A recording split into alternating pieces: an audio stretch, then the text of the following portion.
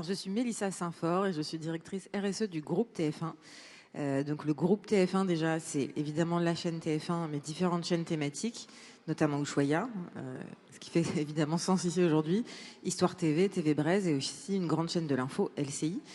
Chez TF1, on a aussi un grand groupe de production, Newen, qui produit des séries, des documentaires, des fictions, même de l'animation pour TF1, mais aussi pour plein d'autres chaînes dans le monde également. Et donc, moi aujourd'hui, je pilote la RSE pour le groupe. Ça veut dire qu'on a vraiment deux volets, environnemental et sociétal. Sachant que pour chacun de ces volets, il y a la partie, on va dire interne, corporate, l'entreprise en tant que bâtiment, notre bilan carbone, etc. Et nos actions en interne sur tout ce qui est diversité, inclusion, handicap, parité. Mais aussi en externe, on est un média d'influence, on a plusieurs chaînes très puissantes. Donc c'est aussi tout ce qu'on peut pousser sur nos antennes en rapport avec ces sujets-là pour essayer de, évidemment, donner plus de contenu à tous nos téléspectateurs sur ces thématiques-là. Alors, je pense qu'il y a plein de défis qui nous attendent.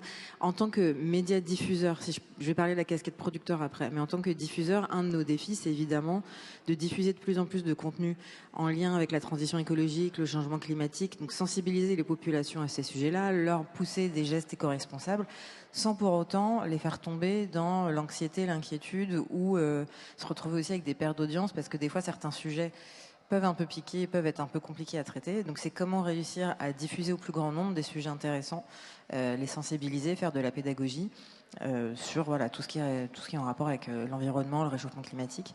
Et puis l'autre grand défi, ça va être évidemment l'éco-production.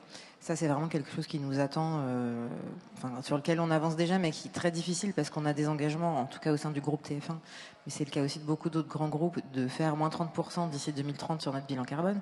On est en train de s'engager à SBTI et donc pour faire ça, ça veut dire décarboner de 30% toutes nos productions, celles qu'on achète, mais aussi celles qu'on produit. Celles qu'on achète, on les maîtrise pas forcément, donc ça veut dire que tout le secteur doit aussi se mettre au travail sur ce sujet-là et aussi sur ce qu'on produit nous, sauf qu'on part à la base on va dire, de données qui sont un peu, qui sont pas encore très fiables, puisque tous nos bilans carbone, on les fait avec des estimations, avec des matrices, etc. Donc l'idée, c'est de réussir à avoir des données déjà plus fiables prod par prod et à sensibiliser toute la chaîne du secteur. Et ça demande beaucoup de formation, du temps, de l'investissement en ressources aussi, parce qu'il faut des personnes qui ont cette compétence en interne, par exemple dans les chargés de production. Voilà.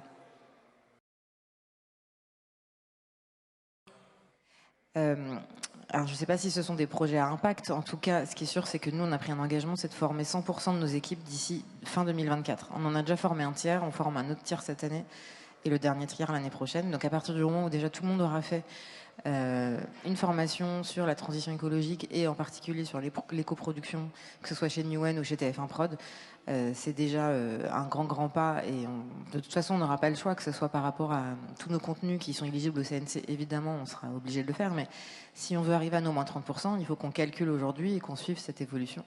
L'autre grand chantier, c'est qu'on a aussi mis des clauses contractuelles dans nos contrats quand on achète des productions, parce qu'encore une fois, nous, on diffuse beaucoup de choses qui ne viennent pas de chez nous. Donc il faut sensibiliser vraiment toute la chaîne, française mais aussi internationale, donc on n'a pas forcément la main sur tout, et donc on a mis des clauses dans nos contrats pour justement demander à ces productions des bilans carbone, plus de solutions éco-responsables, etc. Ça c'est toujours un peu délicat parce que ça nous met dans une relation, voilà, mais on est obligé de le faire parce qu'il faut que tout le monde avance en même temps. On a tous ce grand chantier devant nous. Je dirais que c'est surtout ça, en fait, les deux grands pans, c'est le côté formation, éco-production et effectivement la relation contractuelle avec nos autres productions. Et puis après, il y a dans notre éco-production, c'est changer vraiment les méthodes de travail et les modes de production. C'est-à-dire qu'il faut qu'on se forme, il faut qu'on fasse nos bilans, mais derrière, ça veut dire évidemment ne plus prendre l'avion quand on se déplace sur un tournage, c'est le plastique sur les tournages, c'est le recyclage des décors et des costumes, c'est d'optimiser les décors ou les costumes sur des contenus qu'on pourrait tourner à la suite.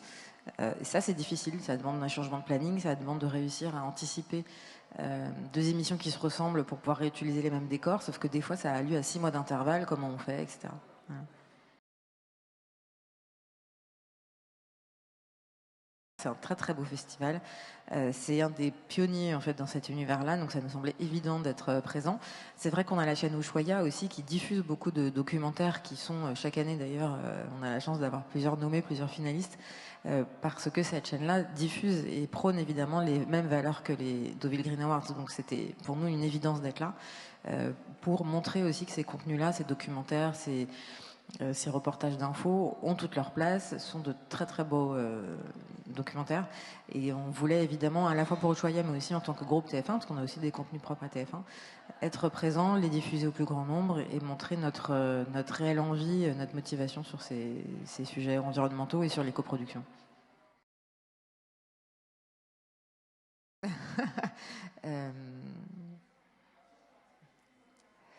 C'est très dur là parce que c'est ma première édition. Je suis arrivée hier soir.